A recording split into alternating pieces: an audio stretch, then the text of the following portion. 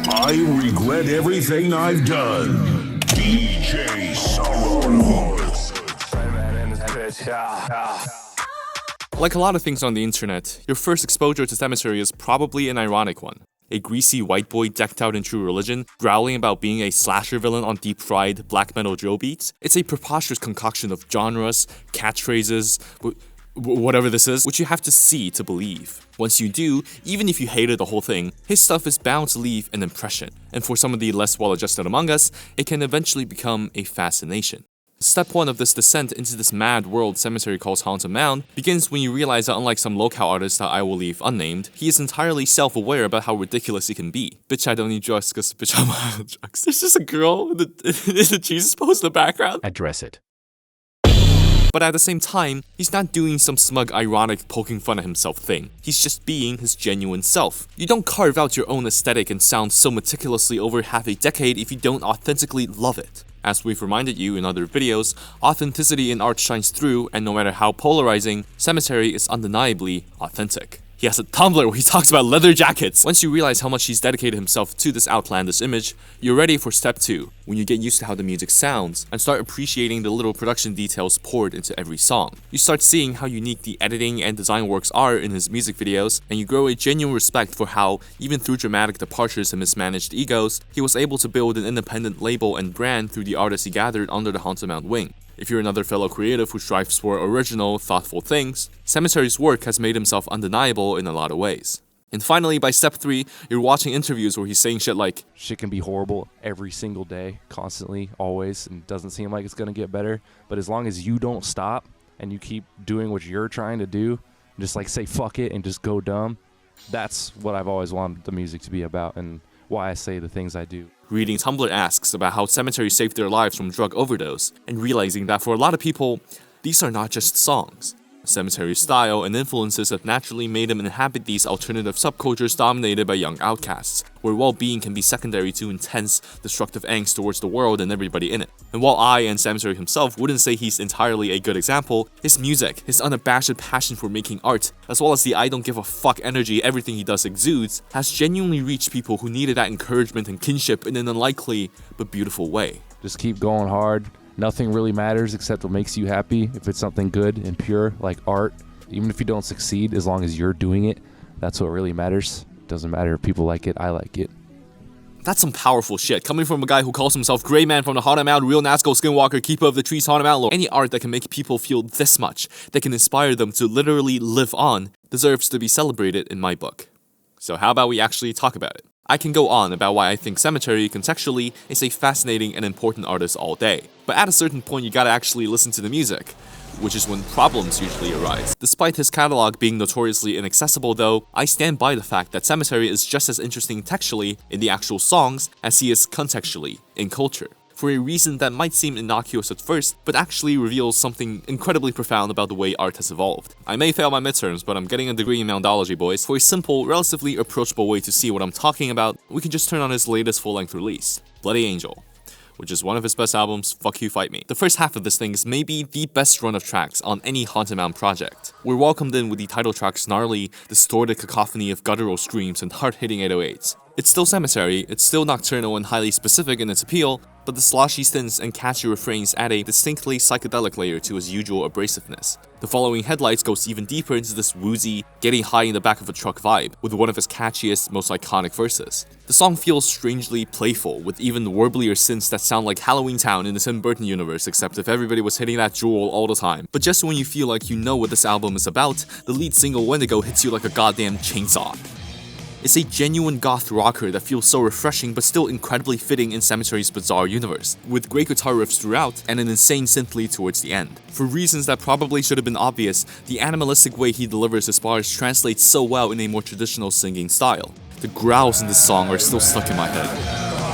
And the hits just keep coming. I don't know what the fuck Anvil put in the beat of Smoke Machine, but it's not discussed enough as one of his best songs of all time. The lead sounds like a guitar being put through a meat grinder, and the relentless hi-hat hits aren't mind-bending. Parking Lot Scarecrow sees him interpolating Gucci Mane but actually pulling his flows off. The explosive Mordor is right up there with Wendigo as his best vocal performances ever, and Sacrifice, however strange this probably sounds, might be the most danceable song of his yet. Fuck you, Fantano, that hi-hat was mixed horribly for a reason! The high-key, beautiful instrumental Buried My Heart winds us down to a strangely serene place. The mournful guitar arpeggios, droning synths, and other ghoulish sounds colliding and building together really makes it feel like staring into the dusk at the tail end of a particularly fucked up night.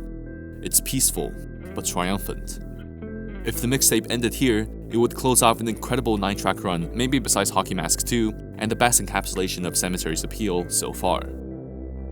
Which is why it goes on for another 7. Okay, here's the thing with every single Graveman album I've ever heard, and I don't think I'm alone in this thought.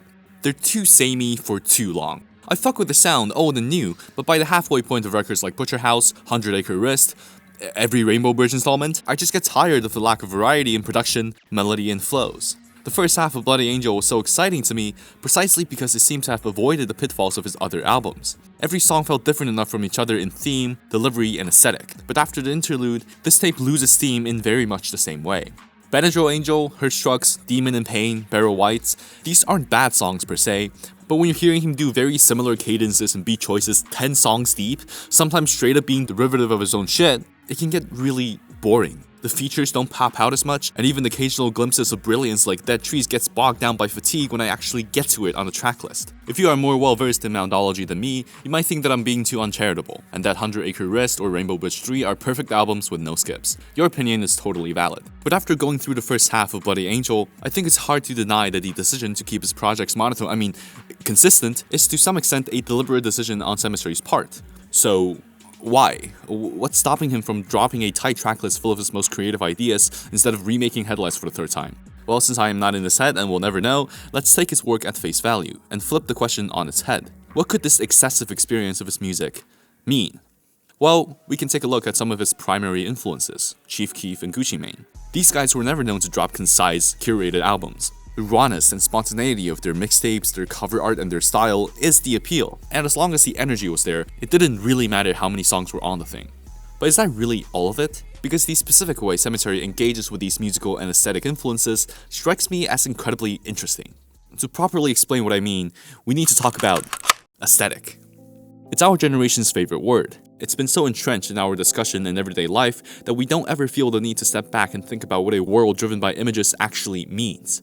Thankfully, a bunch of old French guys did. In the late 20th century, Jean Baudrillard and other contemporary philosophers comprised what we now call the postmodern movement, when ideas of objectivity, truth, and reality were being slowly eroded.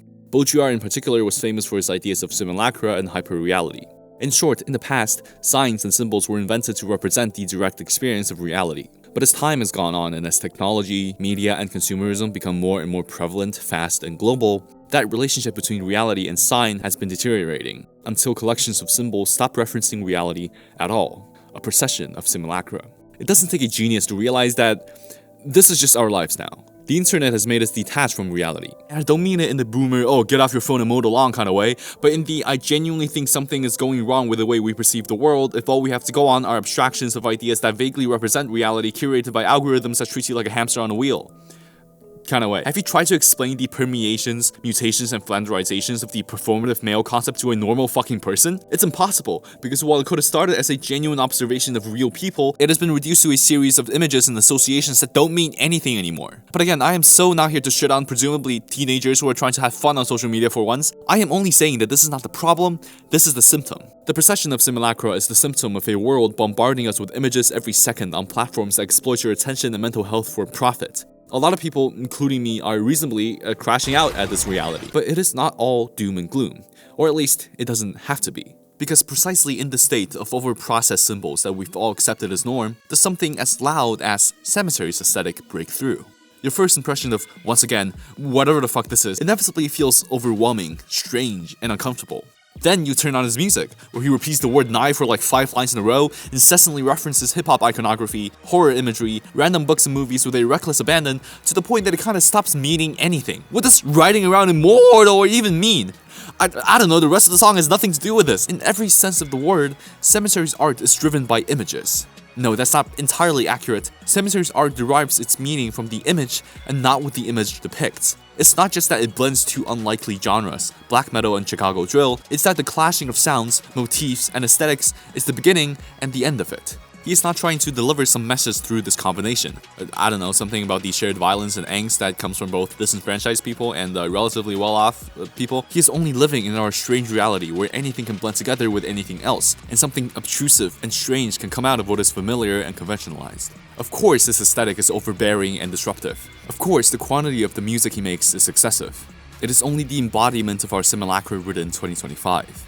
Again, I don't know Sematary, and I really doubt all this critique is intentional. But when I was talking about how his aesthetic comes from an authentic place and has taken him real perseverance to create, I purposefully didn't connect it to the fact that he is also, again, a Tumblr kid. He's chronically online, probably has multiple Pinterest boards, so in my mind, his authentic expression is one that inherently expresses our reality. This is just what this internet kid's creative instincts have molded into, and that's why it's beautiful to me.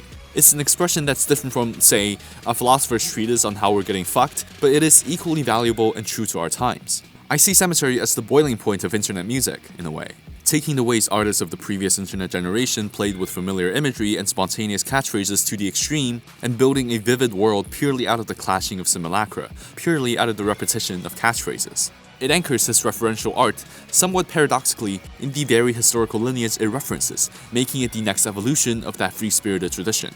So I want his albums to continue being too long for my liking. I want him to keep producing even more outrageous beats, make even stranger cover art, and grovel like a demon. Because Sematary is true, post-ironic, postmodern art. And I love it, and I hate it, and I love it. I failed.